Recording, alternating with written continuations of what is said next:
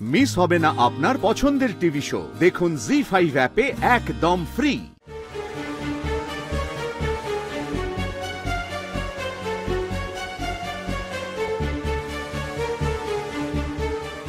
আমরা ধানসিঁড়ির সাথে দেখা করতে চাই।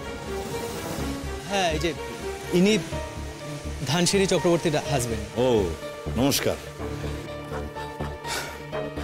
ধানসিঁড়ির সঙ্গে যা হয়েছে অন্যায় হয়েছে। আমি এ রাজ্যের সিএম হয়ে আপনার কাছে পার্সোনালি ক্ষমা চাইছি। I am really very very sorry. এমনটা হওয়া উচিত হয়নি। আসলে আমি এখানে ছিলাম না, বাইরে ছিলাম, দিল্লিতে। কালই ফিরেছি রাতে, নইলে কিছুদিন আগেই আমি এখানে আসতাম। আচ্ছা, ধানসিঁড়ির সঙ্গে যারা ছিল তারা? না না, তারাও এখন ভালো আছে। অনশন চলাকালীন ওখানে যারা ছিলেন তাদের সাথে আমরা একটু কথা বলতে চাই। কলেজের কিছু সিনিয়র স্টুডেন্টসরা ছিলেন, তাদের নাম ঠিকানা তো আমি জানি না, তবে ধানসিঁড়ির বাবা উনি সবসময় ধানসিঁড়ির সঙ্গেই ছিলেন। আসলে এ রাজ্যে কারোর সাথে এমন অন্যায় হবে আর এ রাজ্যে সিএম হয়ে আমি সেটা চুপচাপ দেখবো, তা তো হতে পারে না। আর একটা জিনিস জানেন, আমি সব ব্যাপারে ঢুকি না, আসিও না, কিন্তু এ ব্যাপারে আমাকে আসতে হয়েছে, তার একটা কারণ আছে। আচ্ছা, আপনি যদি কিছু না মনে করেন, আমি কি একটু আপনার মেয়ের সাথে কথা বলতে পারি? হ্যাঁ, নিশ্চয়ই নিশ্চয়ই। আচ্ছা, ও কি এখন কথা বলার মতন অবস্থায় আছে ডক্টর? হ্যাঁ স্যার, ধীরে ধীরে কথা বলতে পারবে। ব্যাস, তাহলেই হবে। আর আপনি পারমিশন দিলেই আমি যাব। তার মানে এটা নয় আমি এখানে এসে বলছি বলে আপনি পারমিশন দেবেন।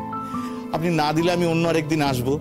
কিন্তু আসল ব্যাপারটা হলো আমি নিজে personally as early as possible এই ব্যাপারটা সলভ করতে চাই।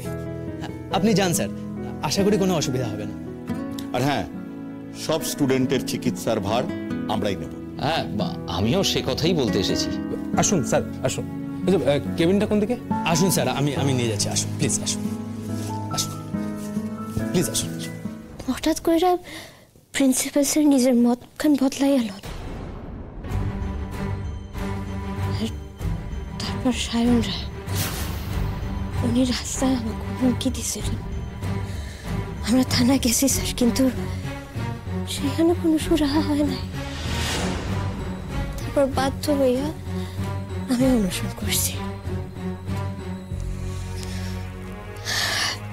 আচ্ছা স্যার, আপনি তো আইছেন, আর আপনি তো আমাকে গার্জেন। আপনি কোন এই যে অন্যায়টা হয়েছে, এটা কি ঠিক? না না না, কে বলেছে ঠিক হয়েছে? একদম ঠিক হয়নি। তাই জন্য তো আমি নিজে দৌড়ে তোমার কাছে এসেছি। আমি কি ন্যায় পাবো না স্যার? নিশ্চয়ই পাবে। আর ন্যায় তো তোমার জন্য করতেই হবে। তোমার মতো সাহসী মেয়ে তো আমাদের প্রয়োজন। হ্যাঁ, তোমরাই তো দেশের ভবিষ্যৎ। একটা কথা মনে রেখো, কোনো কারণেই কোনো কিছুর বিনিময় কখনো কোনো অন্যায়ের সাথে আপোষ করবে না। আমি তোমাকে বললাম, আমি তোমায় কথা দিচ্ছি। তবে হ্যাঁ, এটা তদন্ত হবে। সেই তদন্তে ওরা যদি দোষী সাব্যস্ত হয়, তাহলে তোমার সঙ্গে যে অন্যায় করেছে তার শাস্তি হবেই হবে। জি5 ডাউনলোড করুন আর সব এপিসোড দেখুন একদম ফ্রি।